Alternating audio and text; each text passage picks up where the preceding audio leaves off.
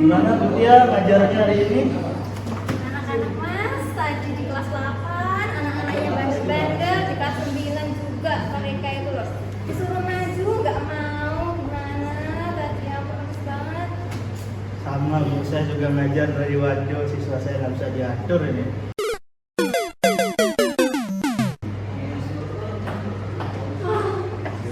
Bagaimana Bu Tia ngajarnya hari ini?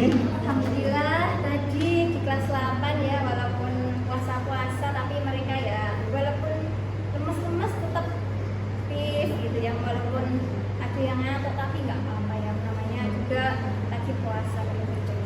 Iya Bu, benar Bu. Saya juga harus memang dilatih sabar jadi guru.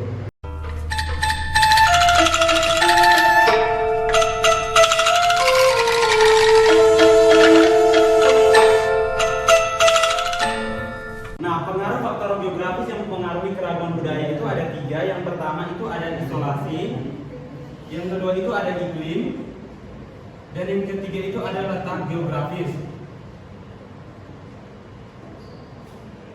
Oke, dari materi kita faktor geografis yang mempengaruhi keragaman budaya tadi ada isolasi, iklim, sama letak geografis. Ada yang tidak dipahami? Saya Pak. Oke, apa mau ditanyakan? Ini kalau pengaruh faktor geografis dalam hal iklim yang mempengaruhi keragaman budaya itu contohnya seperti apa ya Pak? Kan tadi sudah saya jelaskan tentang iklim. Kenapa masih tidak dipahami? Oke, pengaruh faktor geografis yang mempengaruhi keragaman budaya kan tadi ada tiga. Yang pertama tadi ada isolasi, iklim, sama letak geografis. Masih ada yang tidak memahami terkait pembelajaran kita hari ini? Saya Pak, Oke. belum ngerti yang masalah isolasi itu bisa dijelaskan nggak Pak? Oke, masalah isolasi. Nah, kan tadi kan kita sudah belajar tentang pengaruh ini kan, yang tidak dipahami isolasi kan. Nah, isolasi itu kan, tahu tidak kalau Indonesia itu negara kepulauan. Negara kepulauan dari satu pulau ke satu pulau itu akan ada yang namanya isolasi, akan ada pembatasan antara satu wilayah dengan satu wilayah yang lain. Nah, misalkan kalau kamu dari NTB ke Jakarta kan, itu terhalang oleh lautan. Nah, contoh kecilnya seperti itu. Baik Pak, mengerti. Oke, terima kasih.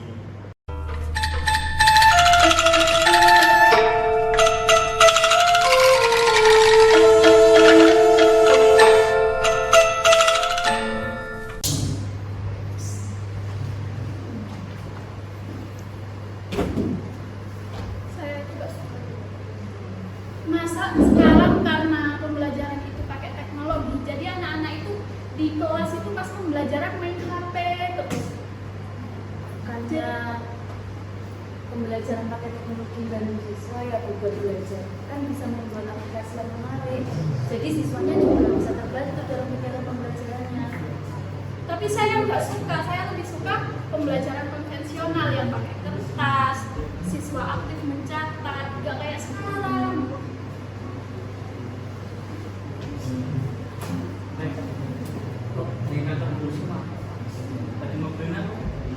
Ini loh Pak, tadi Bu Liwi habis ngajar.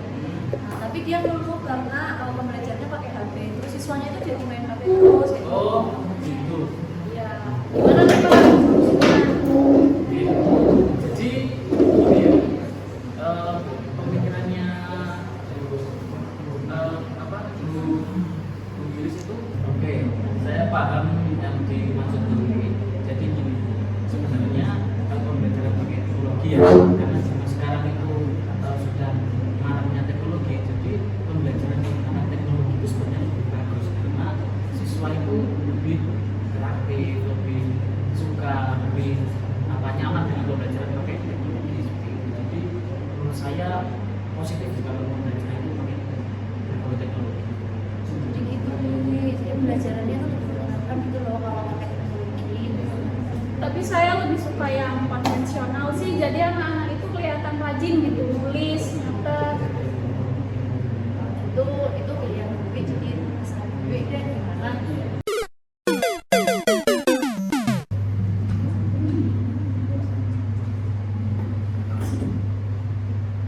Saya itu gimana ya?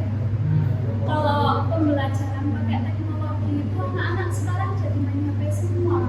Apa bikin buka TikTok, Instagram, jadi nggak digunakan buat pelajaran.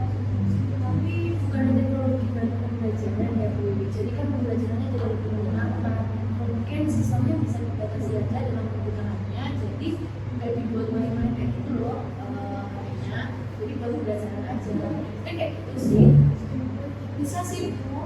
Kalau Bu Wilis biasanya juga pakai teknologi ya.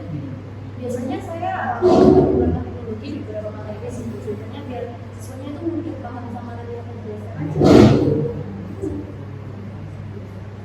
Baik, lagi ngomongin apa? Nggak seru ya? Ini loh Pak, tadi Bu Iwi sedikit nyolong gara-gara siswanya itu main HP di kelas, padahal kan HP-nya itu nggak pembelajaran gitu loh, tapi malah buka TikTok, buka Instagram kayak gitu loh Pak. Itu Jadi gimana Pak solusinya ini? jadi gini, memang kan sekarang kan itu maraknya apa ya, teknologi itu sudah bagus, tapi pembelajaran pakai teknologi sebenarnya juga hal yang positif karena pembelajarannya lebih menyenangkan, terus siswanya itu lebih merdeka. Dalam artian nanti mereka bisa mencari materi dari berbagai sumber.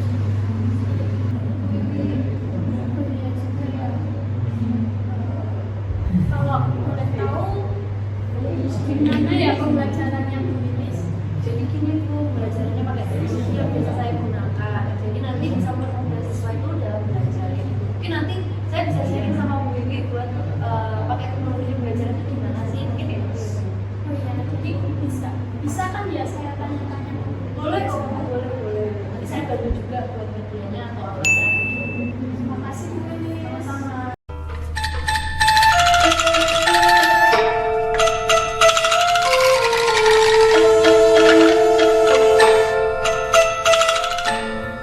Oke, kita sudah belajar interaksi sosial. Tadi sudah dijelaskan sama Ibu interaksi itu apa, sosial itu apa. Sudah dijelaskan kan tadi, masih ingat ya?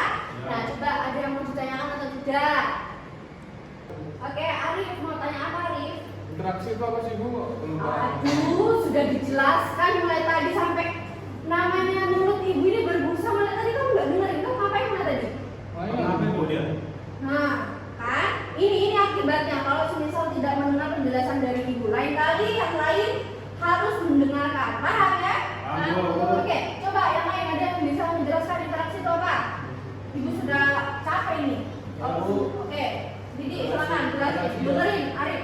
Interaksi sosial itu hubungan timbal balik Bu antara sama individu. Oke, bagus. Arif catat itu. Jangan sampai ulanganmu jelek lagi. Nanti gak masuk SMA impianmu, piye itu?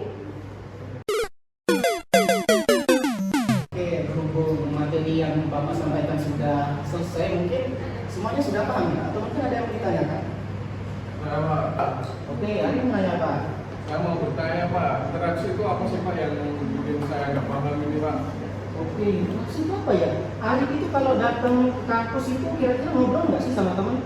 Ngobrol Pak? Oh iya, itu kan ada terjadi pertukaran informasi kan? Iya Pak. Nah, itu termasuk hubungan timbal balik atau interaksi sosial. Saksinya paham kan? Paham.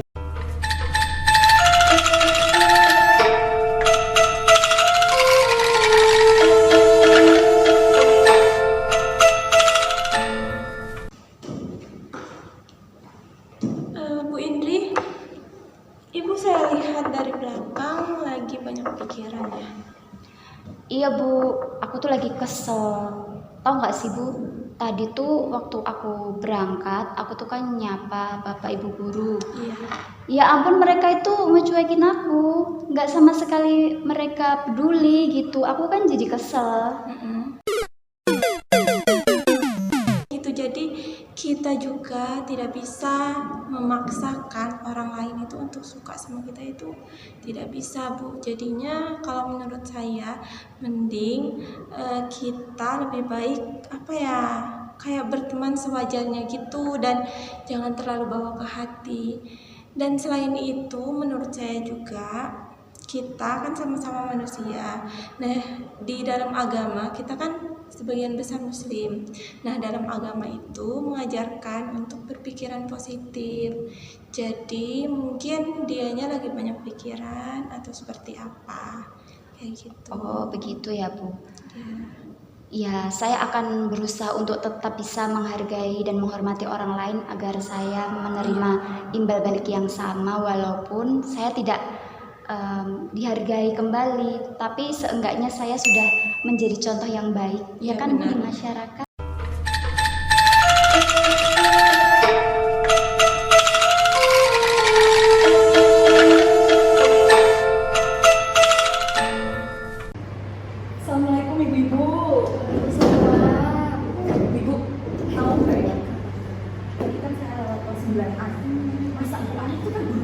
ya? Masa dia itu coba ujiannya sambil tiduran loh? Malam? Ya Allah, bener orang. Itu pasti anak-anak ini. Ya pastilah, orang tuh saya tadi lewat masuk kelas kan, saya kan lewat, lihat beliaunya tidur. Saya masuk lah, saya panggil Ibu Ani. Anak-anak tuh pada kertas ujian yang dilempar-lempar dioper ke temennya, ada dibalikin semua. Padahal ya, kacau kelasnya, langsung lapor kepala sekolah ke situ. Iya sih. Iya sih ya? Iya, langsung gue udah besok aku ngomong ke kepala sekolah ya Bu. Iya. Assalamualaikum. Waalaikumsalam. Lagi ngapain Bu? Lagi buat modul. Saya itu ya Bu, kok kagum sekali sama Bu Ani itu ya. Masya Allah, beliau itu bisa menjaga sikapnya. Terus beliau juga bisa akrab dengan teman-teman seangkatan kita ini sebagai guru ini. Karena beliau kan orang baru ya. Iya, saya setuju sih. Iya, dari sosoknya itu dia sosok yang terinspirasi. Nah, kita lihat dari cara mengajarnya, cara menghormati yang lebih tua, itu baik untuk dicontoh sih sebagai guru. Iya sih Bu, saya juga setuju. Karena kan bahkan ya, kalau di sekolah ada situasi tertentu gitu, jadi Bu Ani itu bisa menjaga perkataannya ya, jadi bisa menghargai pendapat orang lain seperti itu. Nah, karena kalau begini ada Bu Ani gini kan sekolah tuh lebih terlihat apa ya, harmonis gitu, kayak menyenangkan gitu kalau dipandang dia. Ya, saya pikir-pikir sikap Bu Ani ini tercermin sama nilai-nilai agama yang kita anut. Nah, ini sebagai tanggung kita, baik sebagai guru maupun peserta didik. Nah, ini juga akan membimbing kita sebagai karakter dan norma. Beruntung ya Bu ya, kita memiliki sosok seperti Bu Ani. Saya di sini berharap dapat lebih belajar banyak sih dari Bu Ani. Karena kan Bu Ani itu lebih menjadi pribadi yang bertanggung jawab baik di dalam kelas maupun di luar kelas. Semoga aja nilai